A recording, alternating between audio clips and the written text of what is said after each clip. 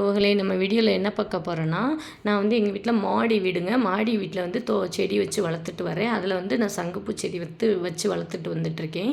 அதில் வந்து மீடியமாக தான் பூ பூக்கும். ஒரு 10 பூ, 5 பூ இந்த மாதிரி தான் பூ பூக்கும். ஆனால் இன்றைக்கி பிரதோஷம், இன்றைக்கி சனிக்கிழமையா, சனி பிரதோஷன்றதுனால கோயிலுக்கெல்லாம் எல்லோரும் போவீங்க. கண்டிப்பாக கோயிலில் போய் சிவனுடைய ஆசீர்வாதத்தை வாங்கிட்டு வாங்க. ஓகேங்களா நண்பர்களே?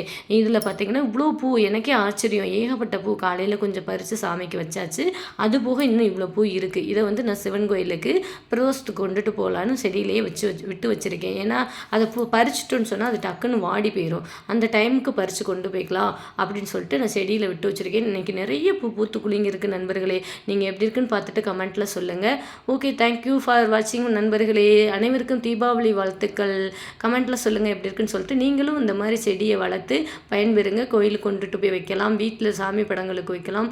ரொம்ப ரொம்ப நல்ல ஒரு சூப்பர் பூவுங்க அது. இதை வந்து டீக்கு இதுக்கெல்லாம் போட்டு இதை தண்ணியில் போட்டு குடிச்சிங்கனாலும் நிறைய வந்து இதுக்கு மருத்துவ குணங்கள் இருக்குது. நீங்கள் இதை வந்து யூஸ் பண்ணீங்க, ரொம்ப நல்லாயிருக்கும். வீட்டில் எல்லாருமே செடி வளர்த்துக்கோங்க. இந்த செடி வளர்க்குறது ரொம்ப நல்லது நண்பர்களே. தேங்க்யூ ஃபார் வாட்சிங் நண்பர்களே.